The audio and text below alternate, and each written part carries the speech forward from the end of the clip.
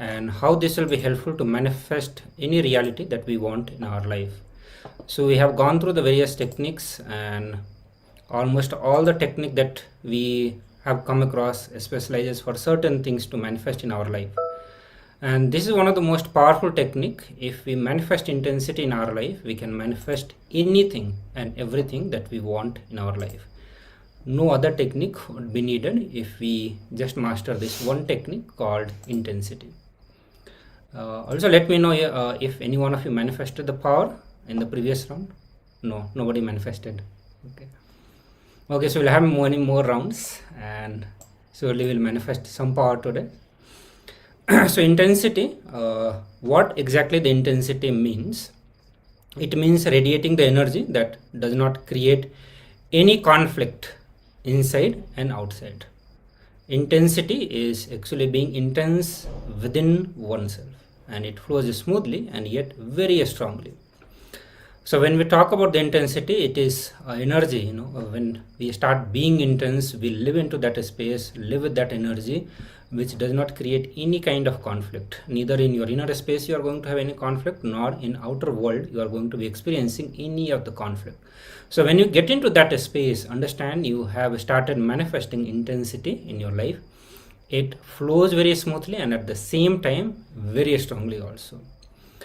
Intensity is, and if we try to understand, we'll see that intensity is actually being in integrity, and that's why you will see that there is no conflict inside. So much of conflict is there within ourselves or with others. It's because of the non-integrity that we manifest. Intensity is also being very sincere, not serious, but being very serious. Further, Swami said that usually intensity leads to a solid feeling. You may be intense, but you may have lost the ability to flow, or you may be flowing, but you would have lost the intensity. And we always think that if it is flowing smoothly like a river, it will not have intensity, and if it is intense like a stone, it will not be flowing freely. But intensity in the real sense, it's a flood which is intense and it is flowing also. So both has to be there. When you see that there is a you have become rigid, there is no fluidity, that means you may have become very serious about things. And if you see that you are flowing but you are not intense, that means you may have become casual, and that's why you are able to flow. You may be feeling like flowing very comfortably, but the intensity itself will not be there. But when intensity is there, both of this quality will be there. You will be fluid, you will be flowing also, and at the same time you will be very strong, intense in its sense. So now what does it mean? How does it translate to our real applicable value? How we can apply it in our day-to-day life? The definition which is more meaningful to understand. So Swami says in the 3 words he defines, being is intensity. Just a very simple definition. I can say simplest definition is giving. Being is intensity. And what is being actually? And being means being complete, being total, being integrated, being or expressing your full energy is what Swamiji called as being. So when you are in the state of being, when that is there, that means you are really complete, total. Complete in the sense of you are, whatever you are doing, whichever action you are performing, you are complete in all that. Literally you are using every aspect, every energy system that you have in your body. Everything of you is being used, not just one aspect of you life is being involved into that work, and remaining is somewhere else. That is how we are generally, that we are doing one work but our mind is somewhere else, and the continuous chanting that would be going on, the verbalization that will be talking about something else, some other conversation would be going on. So like that, in our body we have a different energy system, and all the energy system, when all these are focused towards that work, that means we are being complete, we are being total, or we are being integrated. So if you are partial in any of the experience or an expression, be very clear that you are being hypocritical. So if you are not able to manifest anything that we want in our life, whether it is an experience or we want to express something, but if we are not able to do that, that means we are hypocritical, we are not total in that. And one of the example that Swamiji gives, that water becomes a steam only at 100 degrees Celsius, and even at 99 degrees Celsius it is still water. Only when it touches 100 degrees centigrade, that particles evaporate and becomes a vapor. The same way, the transformation does not happen when we are not total. So only if we are not integrated in our seeking, all our energies are not integrated, the total transformation cannot happen. And that is what we all want when we are here for the spiritual gain or to experience enlightenment, for the seeking to manifest itself. As Swami said, that the seeking itself is powerful enough to manifest the what is being seeked, what we are seeking for. So that can happen only when we are total. If we are not total, that means we are not be manifesting. The next secret that Swamiji reveals, that intensity is independent of the nature of work. Intensity does not depend on the nature of the work or the action.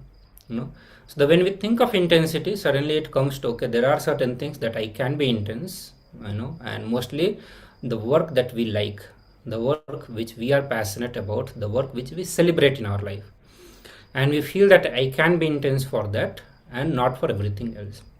But here Swamiji is giving one of this important cognition that we need to have, that intensity is not at all dependent on the nature of work that we do. It's the very quality of the being itself. So when that quality is manifested, whether you are doing the simplest work, let's say the cleaning of the house or the maybe cooking for somebody, even that, whether it is this or anything as complex as you think in this outer world, all of that, nothing is dependent. Once that quality is manifested, you will be excelling in everything. So that's what Swami is saying, that it can be as complex as running $1 billion company or as simple as cleaning the floor. It is not what that is important, but how that is important. So when you are doing the work, what work you are doing is not important, but how you are doing that work is important, because it is the quality of consciousness. At what state you have parked yourself, what state you have established yourself, from that state when you are doing the work, that matters. So even though what you feel like, something which is very passionate to me, if you are doing in that, you cannot say that I am being total, I am being intense, unless that state is manifested.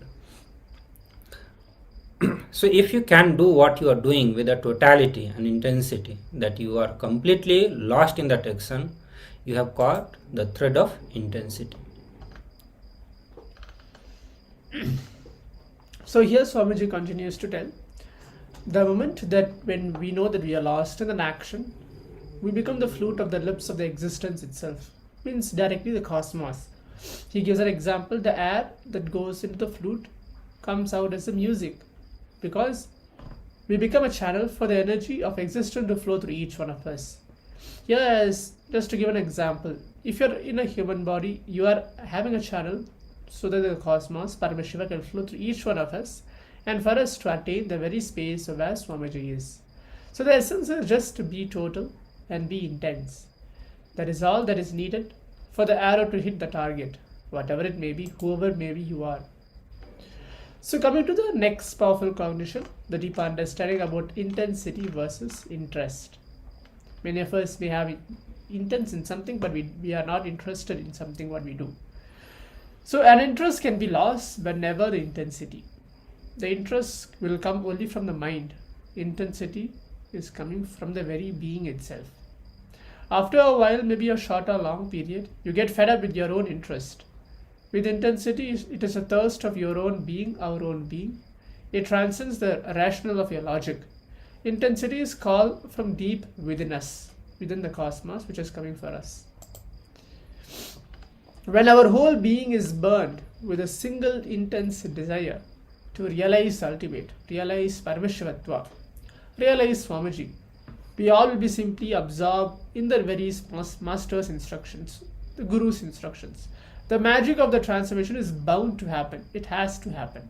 Only then will you be open to receive him. Till then, it is just an interest. You just have an interest to ask Swamiji here this and that. But it is not something which is there within you, so that you believe it where it will happen. So be intense in whatever you do. Whatever you do, the mystical science of meditation techniques, which is told in Tantra, says that to know the truth, one needs to only one condition, which is intensity. Be in total in whatever small actions which you are doing. It can be just waking up in the morning, going to yoga, or coming back and then studying something, or even meeting a friend. Live intensely in the moment and taste the real life. Forget about the past and forget about the future. Just be in the present moment, second by second. Otherwise, Swamiji is telling that you are not living. You are just waiting for the death to happen. So just an example, in the Tamil classical stories, if you have heard the Periya Puranam, where it described the various 64 forms of Paramashiva and many more forms as well, and describes the story of Nayanmas, the 63 Nayanmas, who are completely devoted end to end to Paramashiva and whatever actions they're doing, even a small actions, just by plucking flowers and offering it to Paramashiva, one got enlightened as it is. All of us may think how it is possible. Even I pluck flowers and offer it to my Atmalinga, but I don't get enlightened. But you should read the story and see how they are completely into it, into realizing the space of enlightenment. Here Swamiji tells there are so many instances of the devotees realizing the ultimate by simple activities like making garlands for the Lord. You can give an example. This is Ganatha Nayana, a devotee of Paramashiva who engaged in this simple services like plucking flowers for the worships, making garlands for the Lord, sweeping and washing the floor of the temple, and keeping the lamps in the temple burning. Just this simple life, he did this in his whole day. This is only his routine. So just simple thing what he was able to do. He was able to reach the ultimate, become enlightened, reach Paramashivatva, and that's what brought his name as Gananatha, meaning the chief of the Ganas, the attendants of Paramashiva. So being intense or having that innocent inner space, when we live that master body language, we start living enlightenment. So whenever any thought, so what Swamiji is saying, that whenever any thought comes to his inner space, whether it is related to clothes or food or anything, the first thing that he used to think, how his guru, means how will Annamalai Swamigal behave. Naturally he won't have any desire, so then forget about it. So that is how Swamiji practiced intensity in his life, and that is what we all can practice as intensity. So one of the technique to manifest intensity is just having that innocent inner space to live the master's body language, always relating with Swamiji, how Swamiji will do. So any action that you are doing, you can always ask, if you are eating, you are sleeping, you are waking up, or you are walking, talking with somebody, doing certain work, anything that you are doing in your life, you can always have this in your mind, how Swamiji will do. How Swamiji will do, and how Swamiji will do, the answer that will come, that is the way you will decide to do. And that is what the example here Swamiji is giving from his own life, how his Guru Annamalai Swamigal will do. Naturally, if he won't do this, Swamiji also will not do that one. And that kind of innocent inner space Swamiji carried with his Guru. So intensity, understand, it is one of the ultimate technique. And so be intense in whatever you do. This is the ultimate technique to manifest enlightenment in your life. It does not matter what work you are doing, but it matters how you are doing. So if you are deciding to manifest intensity, understand any action that you are doing will become a meditation for you, will lead you towards enlightenment. And that is what Swami is saying, that some part of us is intense while some part of us is lazy most of the times. But being 100% intense is enlightenment. So if we are partial, we are missing it. We are being hypocritical, and that is not going to happen. So when it comes to intensity, you have to be 100%. There is no compromise. Even if you are 99%, we are caught. We are not going to be manifesting enlightenment. So intensity is a strong intention to wake up, the strong intention for the fulfillment, for living enlightenment, for eternal bliss. the only gap between an individual, means we and the enlightenment, remains intensity. So the day we start manifesting that quality of intensity, understand, we have started living enlightenment. Means this is one of the very important technique that we must aspire, we must work to manifest that in our life. So now we are going to listen to some of the sacred secrets from Swamiji, one of the discourse where Swamiji is revealing some of the secrets, secret truths from the on the topic of intensity. Let us listen to that.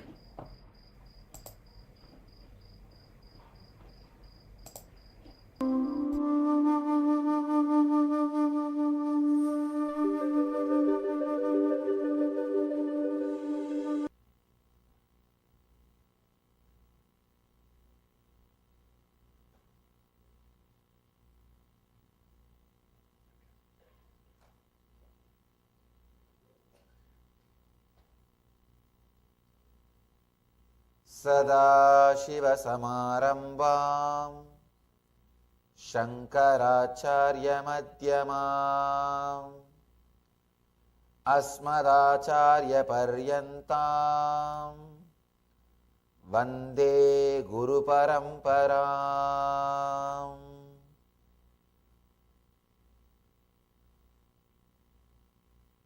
Different techniques, different methods, different deities, different paths.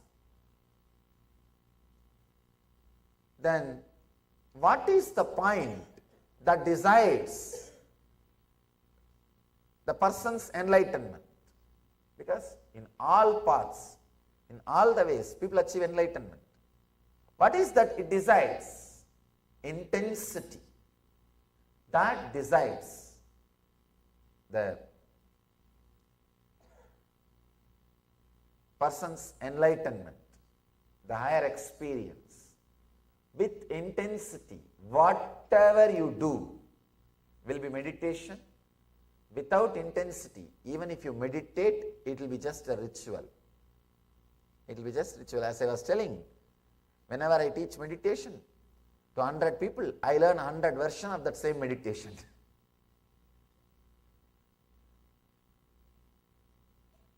Mrutimatyadi matratvat tatopi visheshaha. The success depends on the person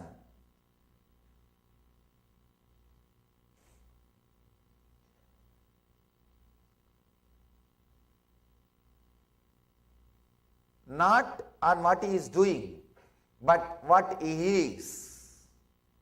But what he is, it depends on the intensity which he carries. Patanjali says, based on the intensity, low, medium and high, the success is achieved.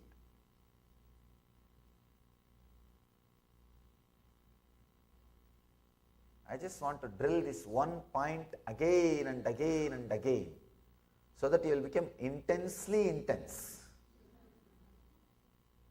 You will become intensely intense. Otherwise, we do the same old things. See, intensity means the ability to stand for what you believe and break free from the past method of function, the past attitudes of function, past way of functioning. Please understand.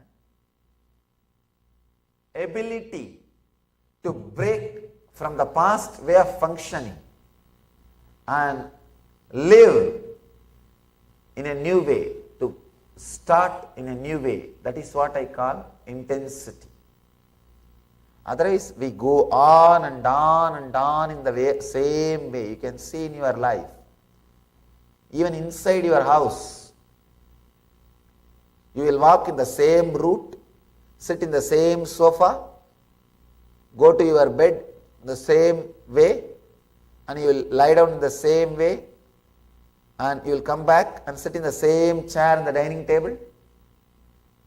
You will eat and come out to the garage, you will drive in the same way. You will not even be alive, creative. I always tell my brahmacharis, my ashramites, at least do new mistakes. I will have some entertainment. Even for that, we don't have creativity. You need intensity to do things new. Otherwise, even your mistakes, same old, maybe a difference in quantity, little big or small, but not in the very quality. I have a story for you. A cowboy rode into town and went into the saloon for a few drinks. When he came out again, his horse was gone. He stormed back into the saloon and shouted, "Who stole my horse?" There was no reply. He was getting angry. "Right, if no one owns up to stealing my horse, I am going to do what I did in Arizona." Still there was silence. The cowboy was fuming. "This is your last chance. If no one owns up to stealing my horse, I am going to do what I did in Arizona." Just then, a lone voice piped up. "What did you do in Arizona?" The cowboy said quietly, "I walked home."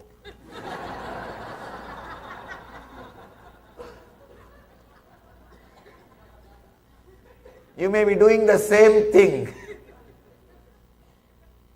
And there is no intensity. You will be doing the same thing. You will be doing the same thing.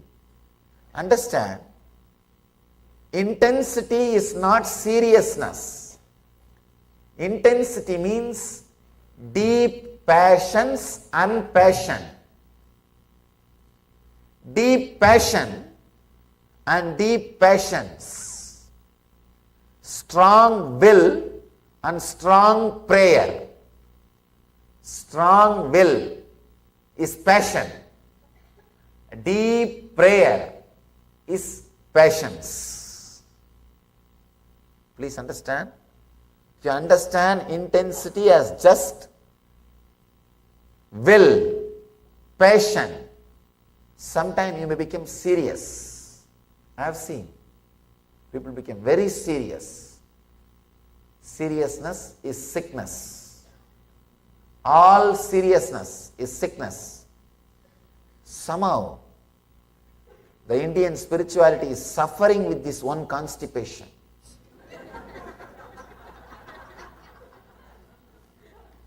A long face.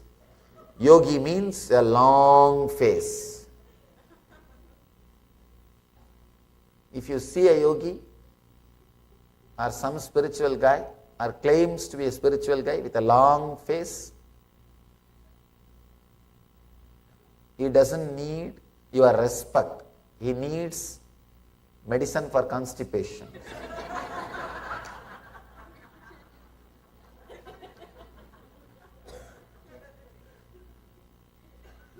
No, really.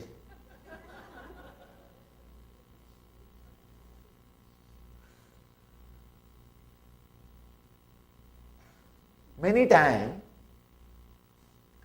somehow that seriousness is associated with intensity. No.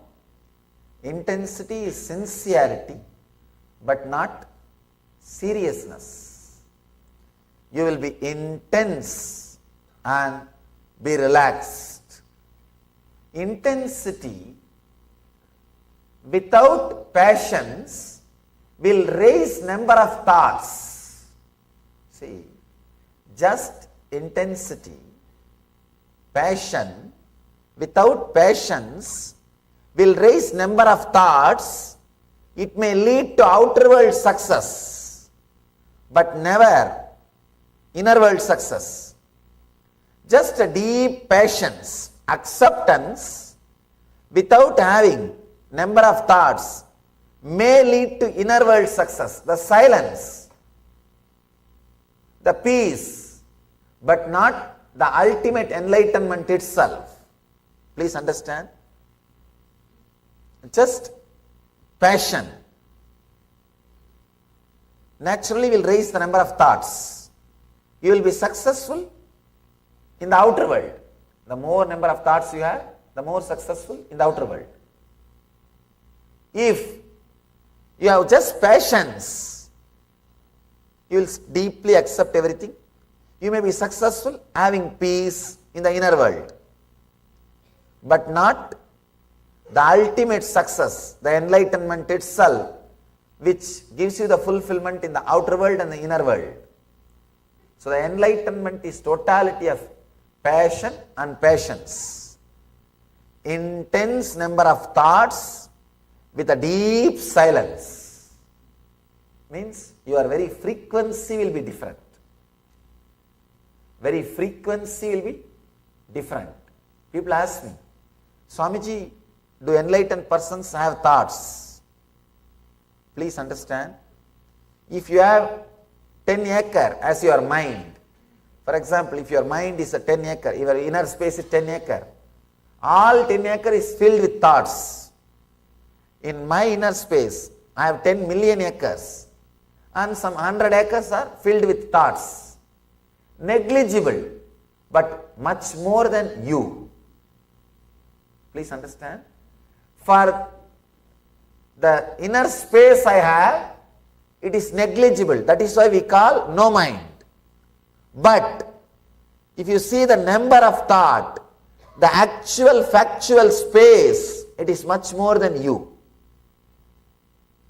It is much more than you. But because it is compared to the empty vast inner space, the space in which thoughts are there are very less. That is why we call it no mind. 10 million acre, just only 10 acre is used for agriculture. Will you even remember? No. Negligible. That is why I have mind which you don't understand by the word mind.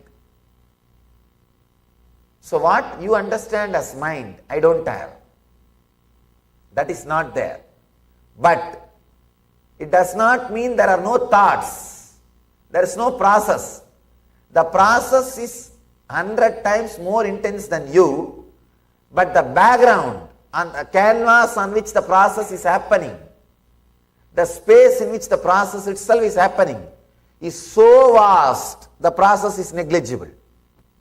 The process is negligible. So please understand, in the intensity, you do not have just passion. You have patience also. You became complete. You became fulfilled. You just radiate the truth. Intensity is a strong feeling that I should achieve, and strong prayer that I should achieve. It's like you put your whole being, you put the whole effort, and you know the ultimate is supporting you. It's like you will have a deep will, strong will, and deep prayer. Even if anyone is missing, it can't be called as intensity. Strong will and deep prayer. Understand? If you understand the divine is supporting you, the effort you put, even if it is little, suddenly you see the success happens. Just by remembrance, the divine is supporting you. You don't even have to bother whether it is factual or not. You don't have to measure. Am I supported? How many hours it stood with me? What has happened? There is a story. One guy asked a boon from God. God, you should always be with me. God said, all right, I'll always be with you. So whenever this guy walks, he will see one more set of footprints behind him. Means God is walking. Whenever he is in joy, he will see two sets of footprints, he and God. whenever he is in suffering, he will see only one set of footprints. So he called the God again. What is this? Whenever I am in joy, you are following me. When I am in suffering, there is only one set of footprint. You are not following me. God laughs and says, fool, when you are in joy, you are walking, I am following you. When you are in suffering, I am carrying you. So the footprint which you see is mine, not yours. So be very clear. When you are intense, when you just remember, he is there supporting even simple effort, suddenly you see it will become reality, success. It will become success. So even a simple thought that is there, please understand. First Patanjali talks about samadhi states, then he talks about intensity. The next sutra he talks about is surrender. Means strong will and strong prayer. Even the idea you are supported, suddenly you will see you are successful. You are successful. The next sutra is Ishvara Pranidhananiva. Just by surrendering, people can become enlightened. Just by remembering, you are supported, you achieve. I have a story for you. A man drove his car into a ditch on a quiet country lane. Fortunately, a farmer passed by with a horse. This guy asked, could your horse pull my car out of the ditch? Driver asked. Farmer said, buddy is a big strong horse. We will see what he can do. He will be able to do it, I think. Anyhow, the farmer hitched the buddy up to the car and said, pull Blackie, pull. Buddy, the horse did not move an inch. Then farmer said, pull Samson, pull. Buddy did not move an inch. Then the farmer said, pull Troy, pull. Buddy did not move an inch. Then the farmer said, pull, buddy, pull. And buddy, the horse, effortlessly pulled the car out of the ditch. The driver was grateful but mystified. He asked the farmer, tell me, why did you keep calling your horse by the wrong names? Like Blackie, Samson, Troy. The farmer said, well, you see, my buddy is blind, and if he thought he was the only one pulling, he will never move.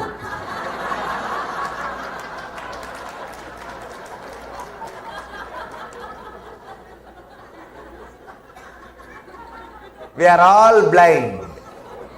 If we think we are the only one pulling, we will never even try. We will not even try. We will not even move. So be very clear. Intensity means simply happen. Things will simply happen. That is why Patanjali, just with intensity, he puts the next sutra, Ishvara Pranidhananiva. By surrender, the ultimate is achieved.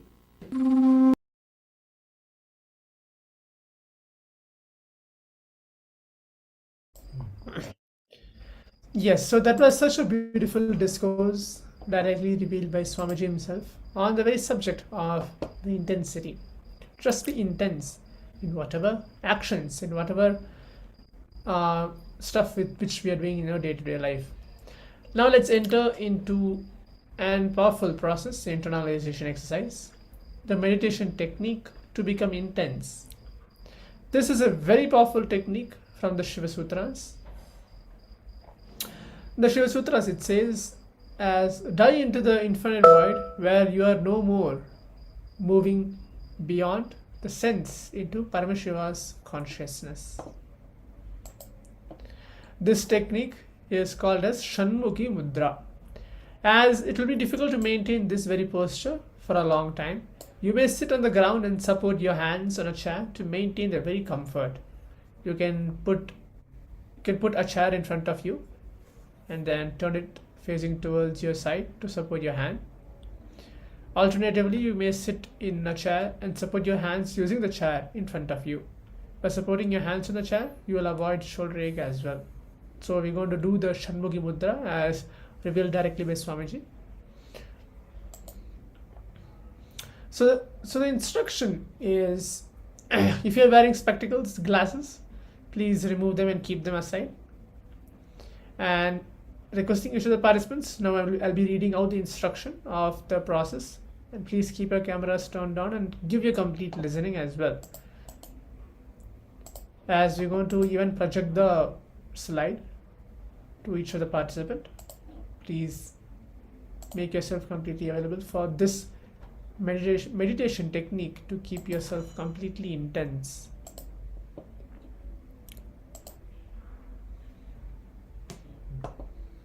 So please make the arrangement. This is going to be a long meditation. We'll be continuing it for around 15 minutes. So we request all of you. So basically you will be putting your hand on the face. So keep something which is going to rest your elbow.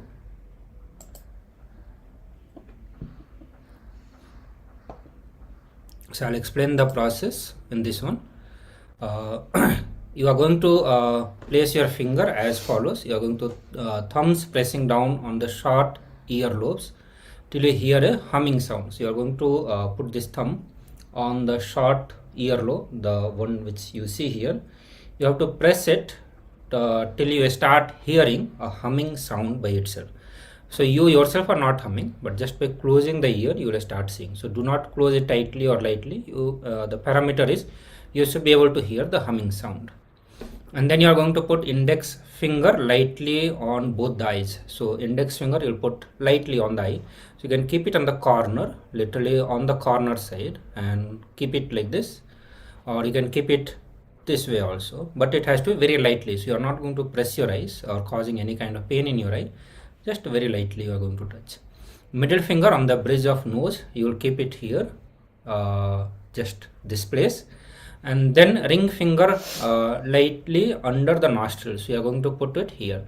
So basically you are going to reduce the flow, prana flow, the intensity of the prana flow, and very slightly you are going to close your nostril, both the nostril, and little finger on the lips. So little finger will be on this lips. So you will be putting like this way, and center here, this way and this way. So this is what the Shanmukhi Mudra is.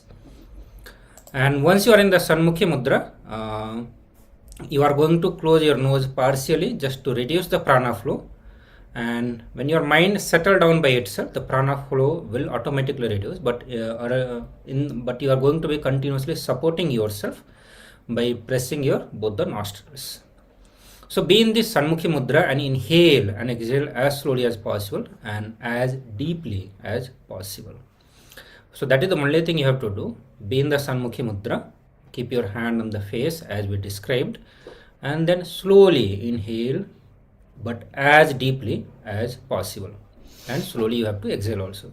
Keep your mouth shut tightly and visualize that both of your eyeballs have become stones, so that all the visualization that would be going on, that will start reducing.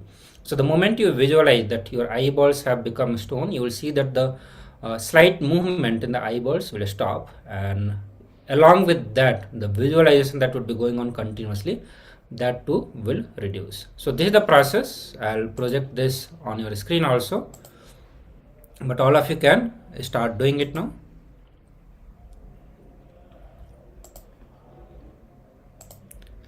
So here is the process. Let us start the process now, and let me know if you are having any difficulty.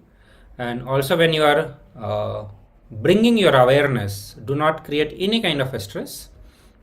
And while you are doing this, try to penetrate with a deep awareness, And while you're doing that, do not create any kind of pressure, just be aware. Okay, visualize intensely as if you are penetrating your third eye. Visualize deeply as if you are penetrating your third eye with a drill bit. So be in the awareness, do not try to create any kind of pressure to look into your third eye or bring complete awareness, but rather being in a complete relaxed space, you bring your awareness to the third eye. So that is how you are going to do. Let me know if you are having any doubt. Okay, let's start now. We'll give you a few minutes for this process.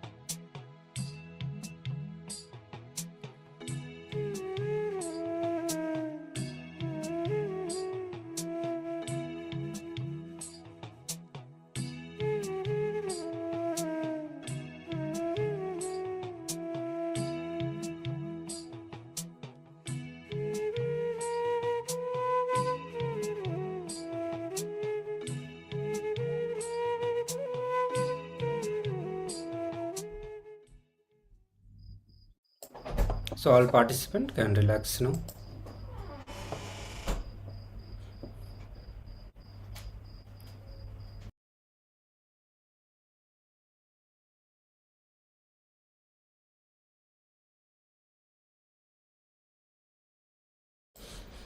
So all of you please relax now. So how was the experience of this meditation technique? How do you feel when you practice for such a long time this meditation technique, and your understanding, how it is helping you to improve your intensity or bring more and more intensity in you? This meditation technique is directly I felt like I was sleeping. Then I think we'll have to increase the sound, the music sound from the next time. Okay. And what about other participants? How many participants do we have in the Chinese Zoom room?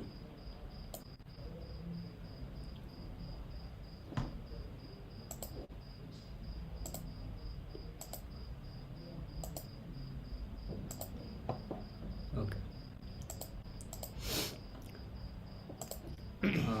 Okay. Great.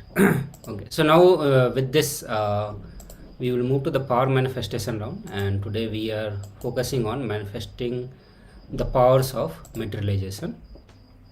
So we have already done 2 rounds in the previous 2 sessions.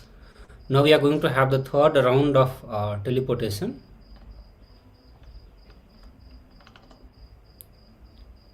So let us get ready. So during the teleportation, you are going to be So yes, so as we are entering into the round of teleportation, requesting each of the participants to bring yourself into the space of oneness, the simple feeling connection with Swamiji. So what we're going to do in this round, it's going to be the third level of the teleportation which we're going to practice today, is we're going to teleport a sandalwood powder from one cup to another.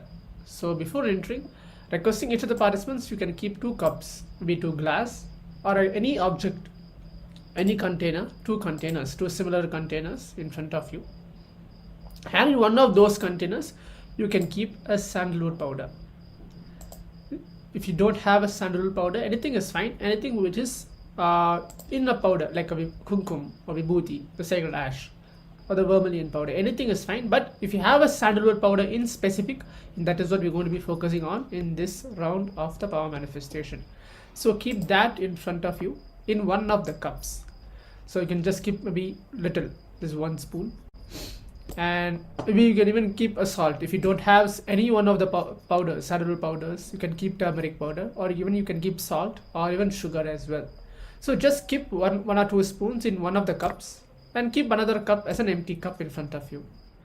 So what we're going to do, how the teleportation is going to work exactly, if the participants are still little confused how the teleportation is actually working, how it can transfer, how it is possible to transfer from one cup to another.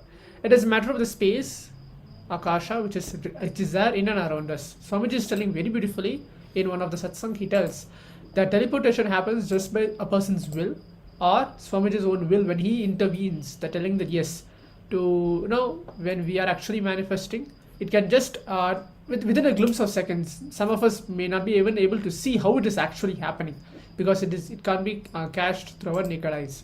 But the power manifestation will just happen as it is. Once you just connect with Swamiji, remembering him, take a moment to do that, and then you keep chanting the Mahavakya. Just leave whatever the manifestation has to happen, whether it is going to manifest or not, whether you are actually manifesting it or not. It's not under your control, or telling that, oh, why am I manifesting, or will I manifest? Everything Swamiji's decision. Let him manifest, and let him manifest through each one of us. So we're going to do that, where we're going to actually manifest teleportation now, in specific to sandalwood powder. And let's begin. So make sure I request each of the participants to keep the 2 cups ready in front of us. So we can keep 1 cup filled with the sandalwood powder or any ingredients, and the other one just keep it empty. And let's remember Swamiji now. Take a moment to do that. And let's start chanting the Mahavakya. Om Nityananda Paramashivoham. Within ourselves, internally, externally, whichever you feel that you're comfortable with. And let's begin the power manifestation now. Om Nityananda Paramashivoham. Om Nityananda Paramashivoham. Om Nityananda Paramashivoham. Om Nityananda Paramashivoham. Om Nityananda Paramashivoham. Om Nityananda Paramashivoham. Om Nityananda Paramashivoham. Om Nityananda Paramashivoham. Om Nityananda Paramashivoham. Om Nityananda Paramashivoham. Om Nityananda Paramashivoham.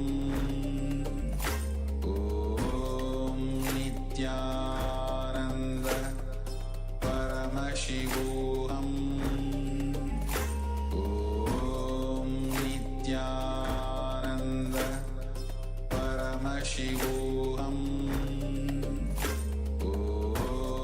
Nityananda Paramashivoham.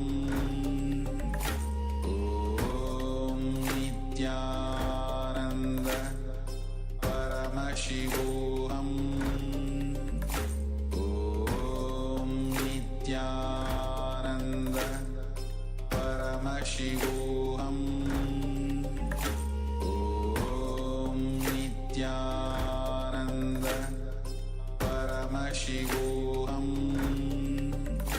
Om Nityananda Paramashivoham. Om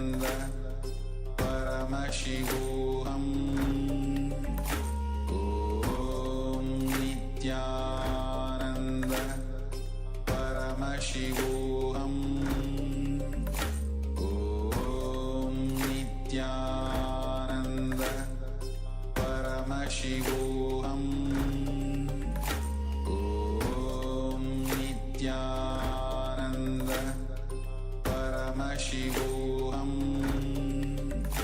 Om Nityananda Paramashivoham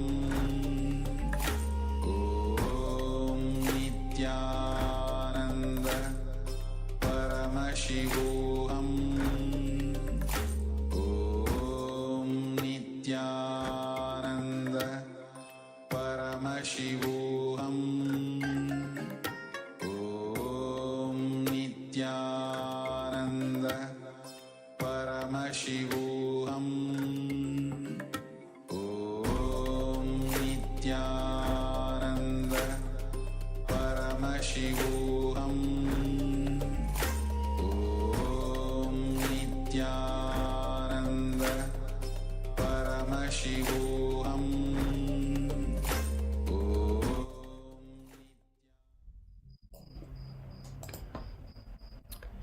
So yes, how many of the participants have actually manifested this very power? I can see just a participant is telling I don't have a cup.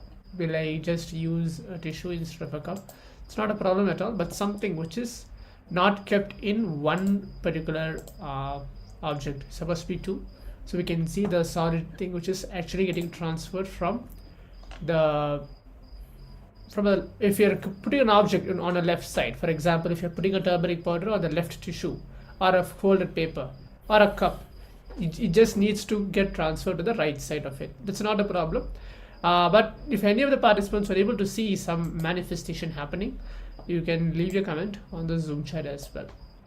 As now we prepare ourselves, we're going to move on to the next session. But throughout the entire day of today's Paramashivoham, we'll be having various different levels of manifesting this level of teleportation. If you are thinking that no, I have not yet manifested, I'm still yet to manifest, don't worry, we have more and more rounds as we go through this entire day of Paramashivoham program.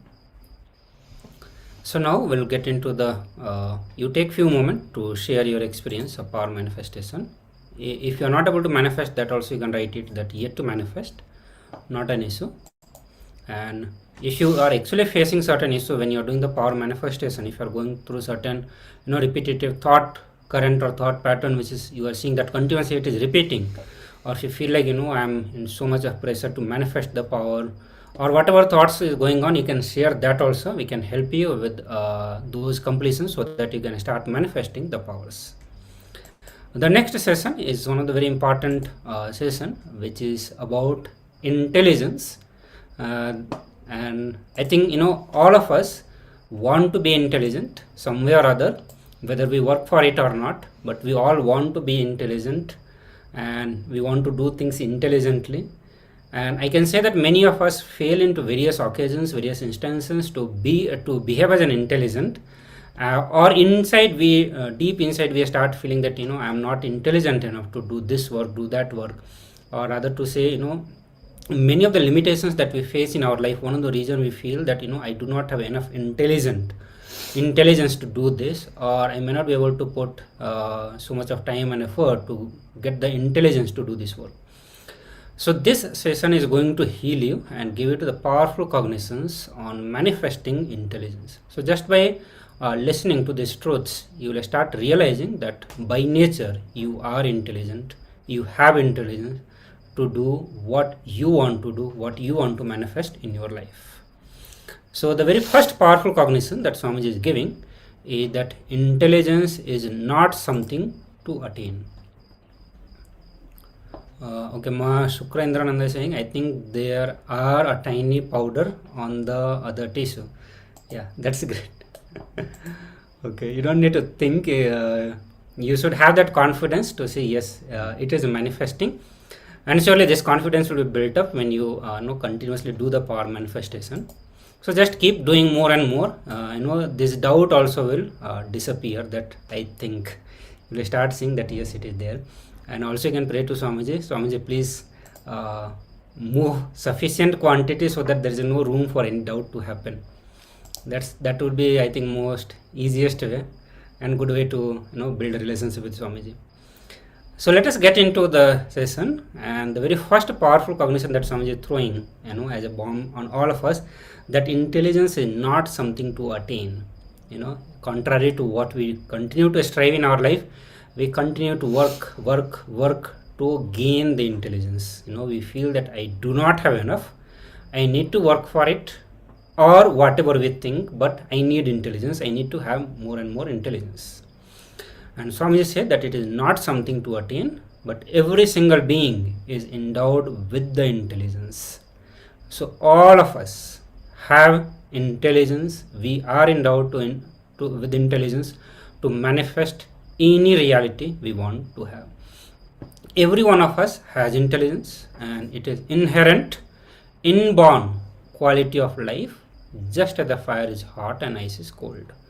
So that kind of nature it is. It's an innate nature. All of us have it. Just by birth we have it, and its inherent quality, all of us have it. So that brings us the question, that means we just need to awaken it. We need to have the question how to awaken it, how to start expressing it, how to start living that intelligence which is sitting inside me. So by very nature, we all have intelligence in our human body. The difficulty is that we strongly believe that we are limited. So this is what the cognition which binds us, which does not allow to manifest intelligence in our life. We have been conditioned to think that we have only limited capabilities. And I think, all the schools and colleges or the institutions of the society, they teach us only this, that we all have limited capabilities. And in that only we continue to work to gain certain skills or certain expertise, and we live with that one. We have been continuously brainwashed that we cannot, and so we have forgotten how to use these capabilities.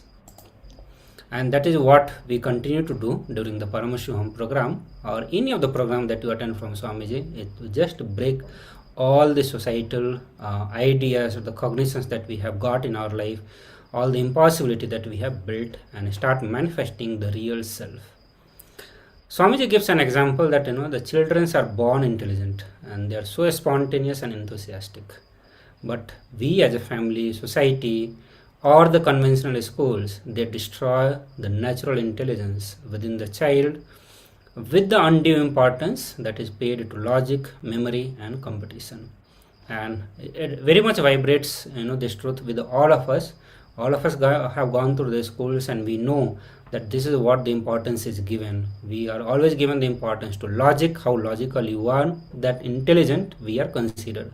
How much we can memorize, books after books we can memorize, or whatever, how much we can memorize, based on that we are considered as intelligent, or if not both of them, then the competition.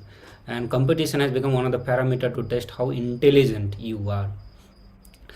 Swamiji said that allow your complete being to simply express itself, and you will see that your natural intelligence will start flowering. And this is what Swamiji calls as being integrated and fulfilled.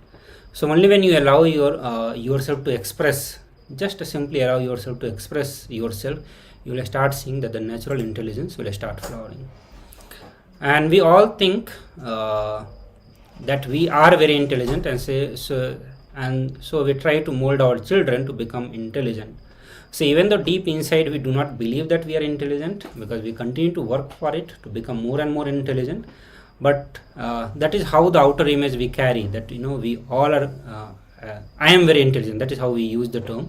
I am very intelligent, and because we start believing that I am intelligent, we try to mold our children also in the same way. We start imposing our own belief on that. So when we start this process, we first teach the child the logic of running life driven by either fear or greed.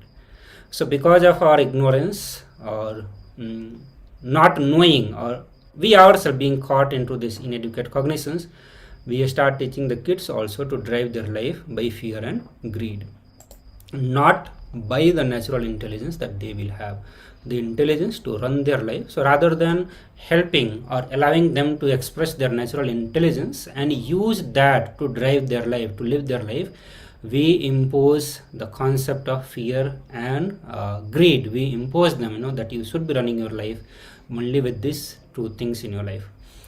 So we need to understand one important thing here, that there are different kind of intelligence needed to express various qualities, and through the examples I'm saying that one kind of intelligence is needed to be a scientist. and another kind of intelligence is needed to be a poet. So all these different skill set or the different profession that we see, they need a different kind of intelligence to be expressed, and all of these are different. But what Swami said, that intelligence is the ability to respond to a situation or a challenge, and everyone is born intelligent. It is a question of just discovering each one's unique dimension of intelligence. So all of us have intelligence. That does not mean that all of us are going to be same or going to express the same intelligence, but rather some of us may go into different profession, and accordingly will be expressing our intelligence. And that is what Swami said, that the ability to respond to a situation or challenge, and that is for that purpose only we keep on gaining so much of knowledge, that how I can react or respond to a certain situation. But as of now, we use all our past experiences, past memories, and we refer to that, and based on that we respond to that situation. But rather, intelligence is being spontaneous. When you face the life, you manifest that intelligence to respond to it right at that moment, without referring to any of your past experiences, past memory, or the past cognitions that you have built. And Swamiji said that we have a natural, spontaneous intelligence inside all of us, and we all have tested it also. So that's the great news, that not just we have a spontaneous and natural intelligence, but all of us have tested it, but as a child. So when knowledge is applied to the right place at the right time, it is intelligence. A spontaneity is when we easily express our knowledge in the right place at the right time, in order, or in other words, using our intelligence. So this is what we need to understand, what exactly the intelligence is. There is one small story that Swamiji is sharing with all of us. He said that one boy was learning a lot of new things at school and at home. One day he told the teachers that yesterday I killed 3 female and 2 male flies. The teacher was curious, and he asked, how did you know which were male and which were the female mosquitoes? The boy replied, simple, it's very simple. How he figured out, he answers that, and he said that the 3 of them were on the mirror and 2 were on the cigarette box. So understand, intelligence is being aware and spontaneous. And important thing that you need to understand, that when you are deeply aware, you cannot make mistakes. So mistake also happen because of our unawareness, and not because we do not know about the things, because we have the innate intelligence, the spontaneity. If we are fully aware, we'll be able to express this, and that means that we are not going to be making any mistakes in our life. With a deep awareness, we will be in the present moment, and when we are in the present moment, we are alive, alert, and what Swamiji called that as an intelligent. There is another story, and which let us see what we can learn from this story. So once a sergeant in his training session asked the recruits, that why walnut wood was used for making the rifle. All the recruits were giving different answers, what they thought as correct. The recruits thought hard, and one of them answered that because walnut is harder than any other types of nuts. The sergeant brushed him aside, saying that it's a wrong answer. Then another one answered that because it is more durable. Again, the sergeant was not happy with that. He said wrong, and the third person tried his luck, and he said because it is waterproof.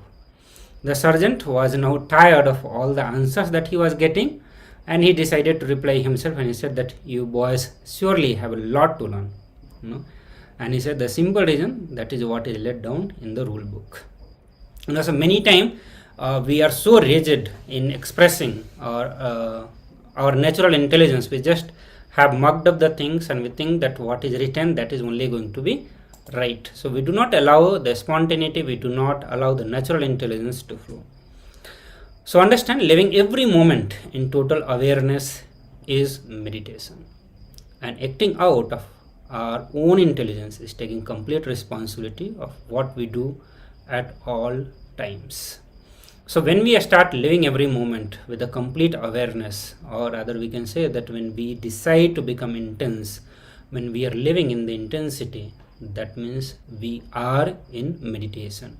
So whatever act you would be doing, that action becomes meditation.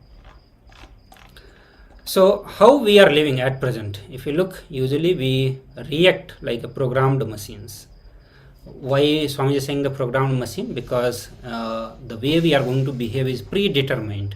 We are using the available data sets that we have, which we can say as our past experiences, past memories, understanding. Whatever we have, we are using that data set to respond to any of the situations. And that's why in that context, Swami is saying that we always behave like a programmed machines. We do not respond to situations. So when someone insults us and we become angry, even before becoming aware of what we are doing, we would have reacted out of anger, which is basically incompletion, means referring to some of our past incident and the experiences. Swami said that moving with the time, flowing with the life, becoming a fluid process instead of becoming a solid ego is called intelligence. So when Swamiji is here telling, when your intelligence awakens, you drop from the head to the heart, from logic to love. And then you operate neither from a pure intellect nor from pure sentimental love. You operate just from the loving intelligence, and you automatically radiate the compassion to all those which are there in and around you. So here he basically tells that when you are completely intelligent, means in that very space when you are intelligent, you radiate those qualities, and people can actually see which is happening. Maybe the way how you speak, the way how you do some actions, everything will just reflect the very same intelligence around you. So you rely on thinking because we don't know the natural understanding which is going to happen to each one of us. So Swamiji is continuing to tell that thinking arises from the mind, which is actually one of the most marvelous mechanism. But the very problem arises when the mind becomes your master instead a tool in your hands. The mind is like a radio that you don't know how to turn off. Here Swamiji is, like many times he said, that do not follow your mind always, because the mind will just take you away from the master itself altogether, because we don't know what is good, what is bad, and we ourselves are completely unaware how even to uniquely, or like how to tell. It's when we are non-integrated or when we do something, we don't know whether we are doing right or wrong. And then plus, if you are following the mind, it's completely God. We don't know what is actually happening, and that is what Swamiji said, that we are not aware and we are just misleading ourselves. So how many of us actually realize the tremendous intelligence that our body possesses? Just take a moment and think. When our body can digest food, pump blood, adapt to the environment at the same time, perform 1,000 other complicated tasks without the help of from outside, you have to really accept that there is an intelligence inside each one of us driving it. Because some of us may think, how we are getting energy, or maybe through food. If we don't eat food, we may kind of feel dizzy or just fall asleep or something which is there. But even though some of us eat one meal per day, but how many of us actually go through that? We think only by the food the energy is coming through our system, but there's so much is going through. Like how Swamiji is saying, our body, when we eat, many things happens inside. Like it's not one or two things, so many different things. Like he said, thousands other complicated tasks which is happening inside. Our heart is beating, our stomach is getting digested at the same time, our brain is working, we are able to see something, understand something. So many things are happening. So from where those intelligence, from where those energies are coming, something which is there. So if you reflect on this, you will realize that there's something beyond what we call as intelligence, where our body is having its own natural intelligence within ourselves. So like always Swamiji will quote a small story in every powerful conditions in between, so that we can understand more deeper. So like it's a small Zen story. Here Swamiji tells, once a king went to an enlightened master and asked him, I heard that you are an enlightened man and you radiate energy around you. You are always in bliss. So what do you do? The Zen master replied, I eat when I eat and I sleep when I sleep. So it's see, Swamiji is telling that we have been taught that the center of our intelligence is in our brain. It means, we have our time. If it's become 8 o'clock in the morning, okay, we have to, take our breakfast. Or if you just wake up from the bed, we have to take a coffee. Otherwise, the day is not good. Or, when it becomes 10 o'clock in the night, I have to fall asleep. Otherwise, I'll have a disturbed sleep. So we will just, it's our own mindset to do what we have to do. Like how the story it is mentioned that, we eat when we have to eat. When our body needs food, we eat. When our body needs rest, we eat. We don't condition our body, because our own body has its own intelligence more than what we think as intelligence is. So our body is not a simple centralized system of intelligence controlled by our brain. The human body is highly evolved, distributed system of intelligence, beautifully and seamlessly orchestrated. Actually, if you see, our body has a capacity to heal every diseases, physically or mentally, however complex it might be. The secret is to use the lost science of self-healing. It is a process of connecting the intelligence of the person to the cosmic energy, which is pure intelligence, through an initiated healer. That's why Swamiji always, gives the initiation of healing through each, everyone. Even through the Paramashivoham program, we all can do self-healing, and even others can heal us. That is one of the most thing which, we have to really think of.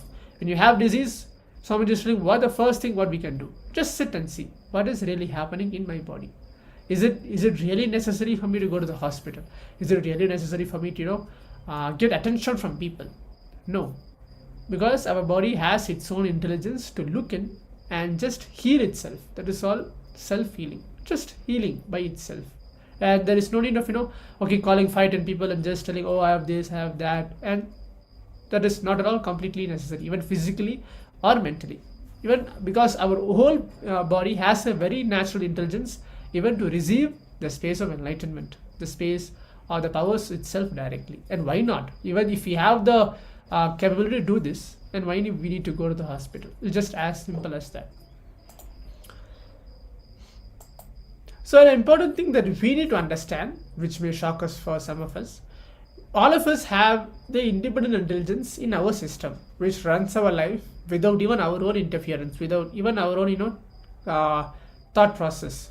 Right now, all of us think, we need to interfere with our life so that, we can live happily, we can run our life more happily. So we all, have that kind of mindset, but that's actually not. So this may be a surprising revelation to each one of us, but the truth Swamiji is telling is the universal or cosmic intelligence responds to every thoughts of us. Here how he tells that cosmos is a big tathastu. Whatever we think, maybe we are thinking good, we are thinking bad, or we are telling a bad word, or we are upset, or we are speaking ill to ourselves. Cosmos is giving blessings to every single thoughts to us, and the cosmic intelligence respond to us. Most of us are not completely aware of it, but it is always the tathastu is given. So that's why Swamiji is very beautifully telling, you have to be aware of your own thoughts, the thoughts which you cherish, the words you speak. You should be very aware with that, because whatever you speak, everything is happening.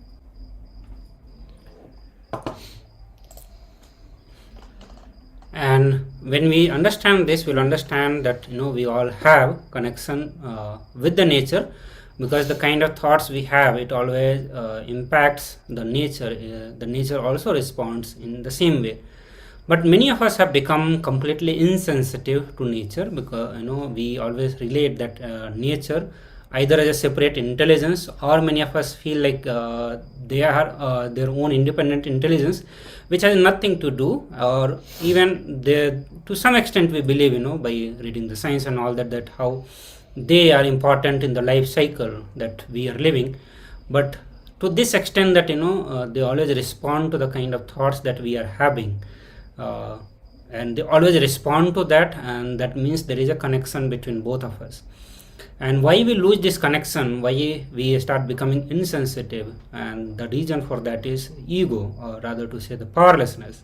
So the moment our ego comes into play, we become insensitive to the nature. Means the moment we start entertaining powerlessness in us, we start becoming insensitive to nature. When our identity that we are a separate person is felt strongly the innocent way of relating is lost. So the moment we start feeling that I am separate, that is where the root of violence starts, and with that we start losing insensitivity, become insensitive to the nature, and I can say that, which includes every other person in our life also. And our entire educational system, understand, it is based on evaluation of information, but not the intelligence that we possess in our life.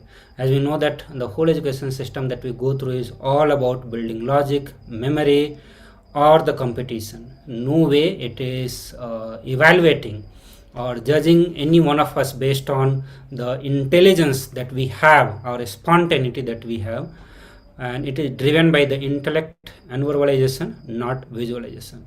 The intelligent person lives moment to moment, not through logic. He does not believe in the borrowed answers of the people. So now let us get into one of the powerful discourse by the Supreme Pontiff of Hinduism, where he gives more detail about learning through the experiences or learning through the intelligence and not through the intellect. Let us watch this discourse. When some desire arises, when some desire comes, consider it and then suddenly drop it, unclutch from it. Very simple. In one sutra, Shiva is finishing and he says, just be enlightened.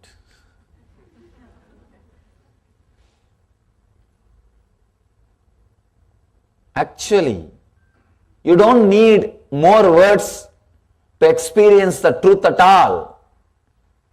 For any person to become enlightened, this is more than enough. This is more than enough.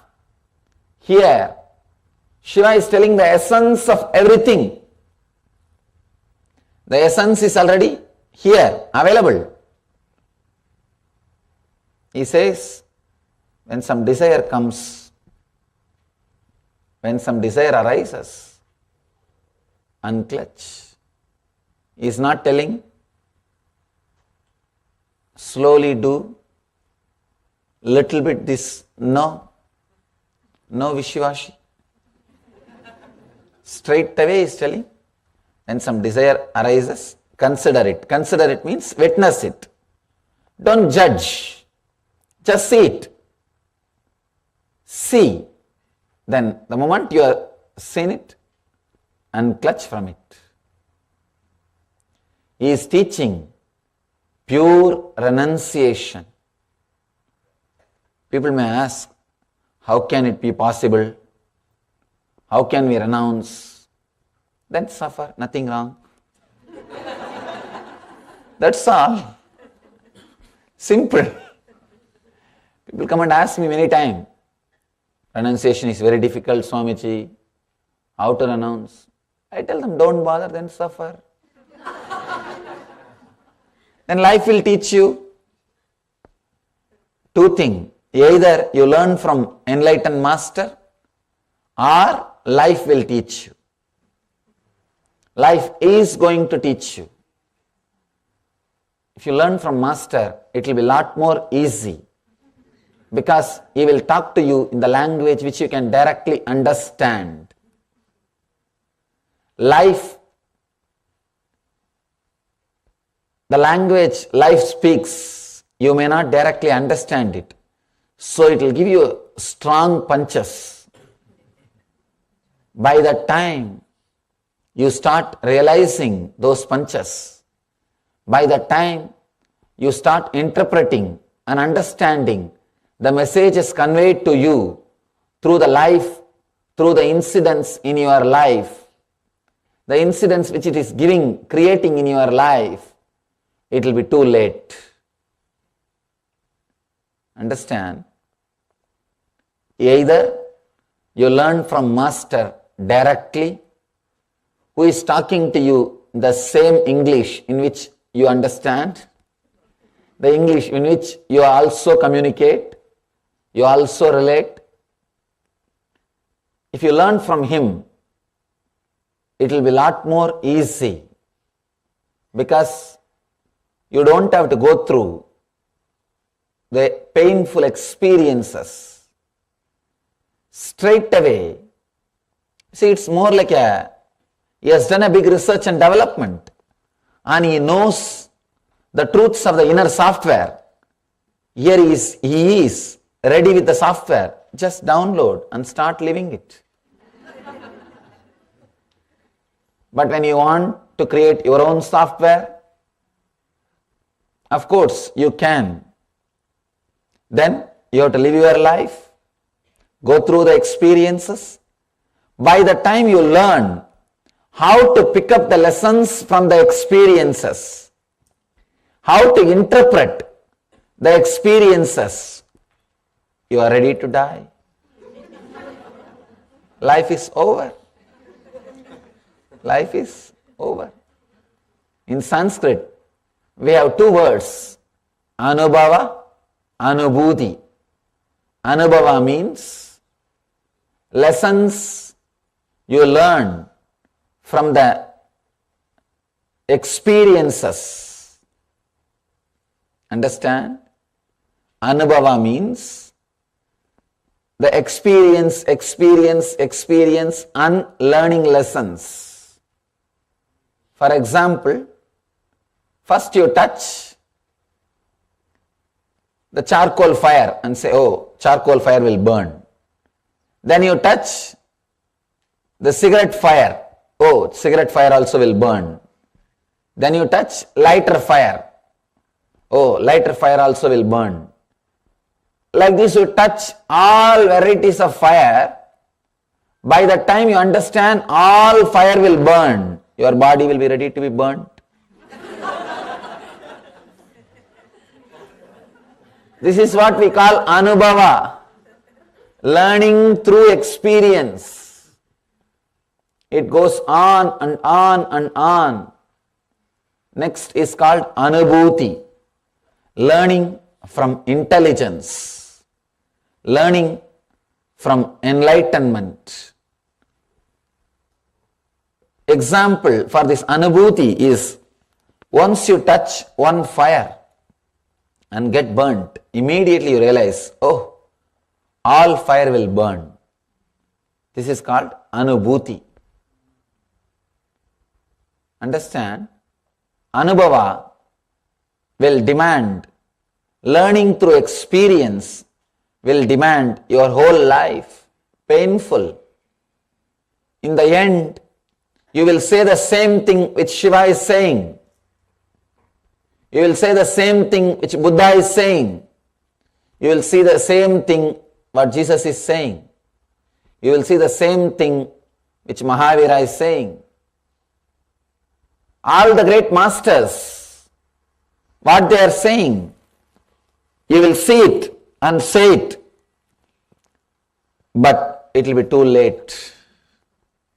It will be little too late.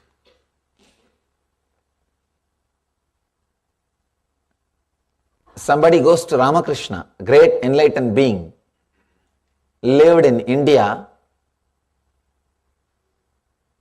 in 19th century. I think end of in 1886 he passed away. He left the body. Great being, great enlightened master. Somebody goes to him and asks, Master, is there a way to connect outer world and the inner world and live with both? Ramakrishna says, yes, there is a way. You can enjoy both. But first, you have to achieve the inner world. First, achieve the inner world means first forget about the outer world. Put your energy, turn your energy towards the inner world. Achieve the inner space. Then suddenly you will see, you will have the outer world but not disturbed by it. He gives a beautiful example.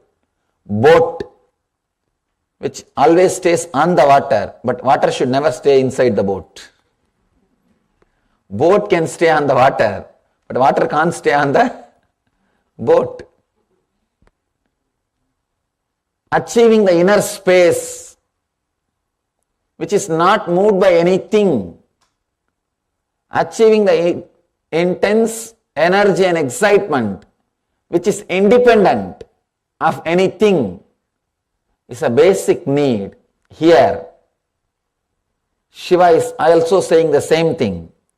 First, let you achieve the inner space. Let you achieve the inner space. Unless that happens in you, no help is possible. I have seen many people using the great spiritual truths in a different way, promising to develop yourself as a personality development programs, or to create wealth, or to create some other things of the outer world to you. I can also sell with that packaging. It's not a big thing. It is not a big thing. But understand, the truth, the ultimate truth is totally different. The truth of enlightenment is totally different. And I really feel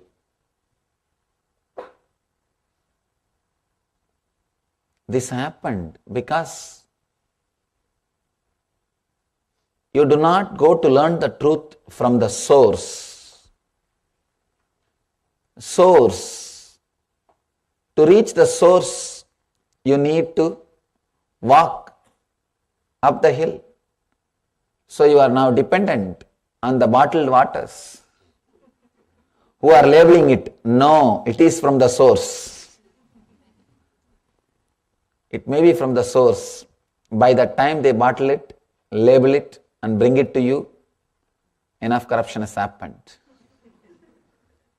Enough of dilution has happened. Enough of pollution has happened. At least with water, we have some system. We can transport it without pollution. But with the truth, the moment it goes to somebody's head, and if he does not become enlightened, and if it comes out, it is polluted, corrupted. It's already corrupted. I always tell people, even if it is a little difficult, learn from enlightened sources. Learn from authentic tradition. It will be little difficult. They will take little time. They will demand little austerity. They will demand little bit of penance, tapas. They will demand little time and energy and your attention. But you will reach the truth. You will achieve the truth. There is no instant packaging. There is no shortcut for enlightenment.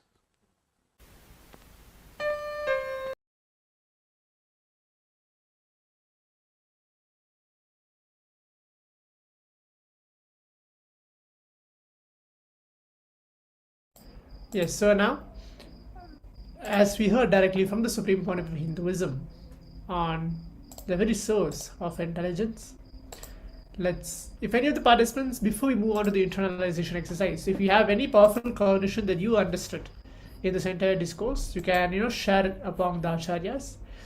We're going to move on to the internalization exercise for the intelligence versus intelligence.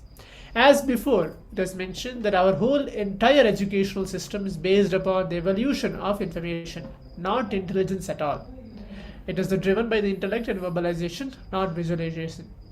The intelligent person lives moment to moment. That's what Swamiji is saying, living in the present moment, not either the past, future, or not keep on thinking. Just living moment, second to second, not through the logic. The person will not believe in the borrowed answers itself completely. So now just try this for the next 48 hours, but we are not going to do it for 48 hours because we have a limited time. Try this for next maybe 15 to 20 minutes. Consciously decide that we are not going to think about our problems. All of us have problems. That's no doubt about it. Every one of us have problems either in wealth or either in what we are doing right now, or maybe some of us have health issues as well. But consciously decide now for the next 20 minutes not to think about our own problems. Drop our own intellect, which is continuously telling us that we don't have enough intelligence to solve our problems. One part of us always think that we don't have the intelligence to solve our own problems. We all depend on the external situations. So drop that very intellect which is continuously telling. Look at the very intellect inside you. Take a moment to do that, which is continuously telling us that we don't have the intelligence to solve our own problems spontaneously, that we don't have the capacity to produce that much of spontaneity to solve our own problems. Forget about others, but our own problems. And then intensely meditate. Intensely, remember Swamiji, meditate and cognize that you are the intelligence. You are the source of the intelligence which is happening in your body, in your mind, within your consciousness. So let's do this now intensely and sincerely.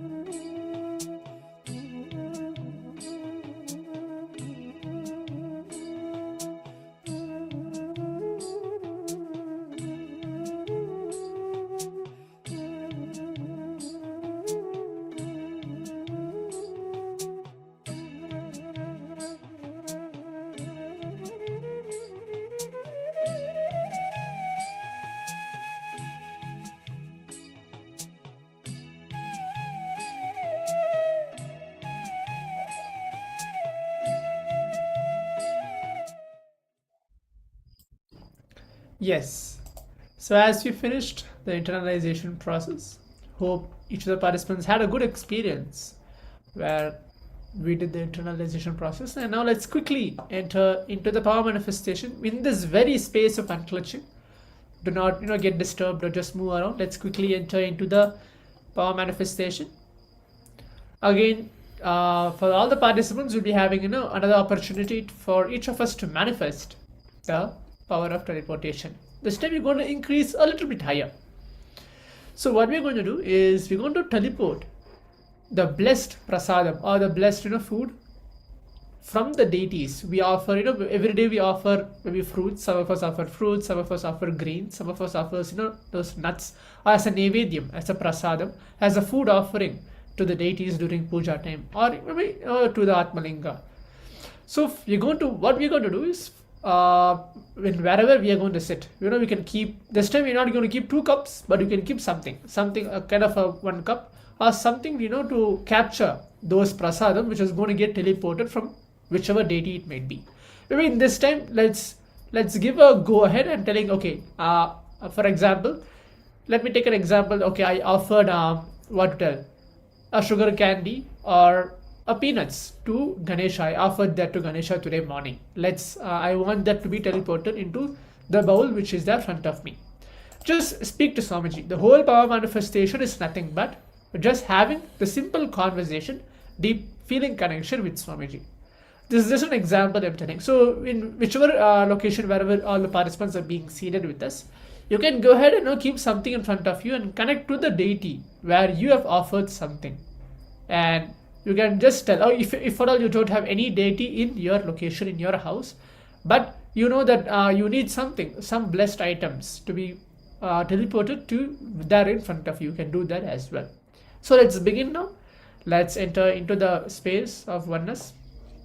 Remember Swamiji in our third eye.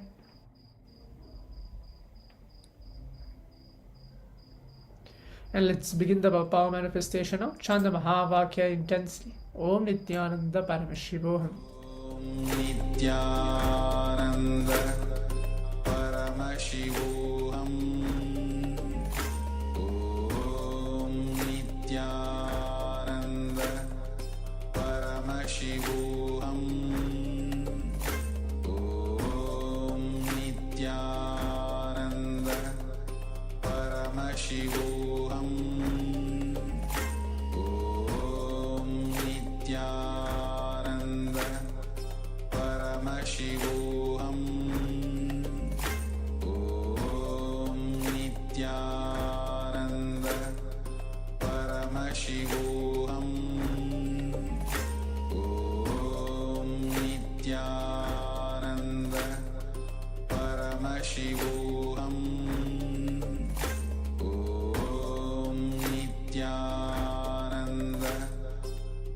Paramashivoham.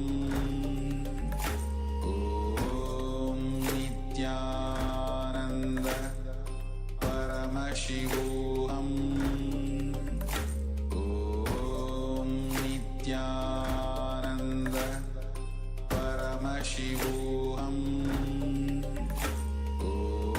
Om Nityananda Paramashivoham. Om Nityananda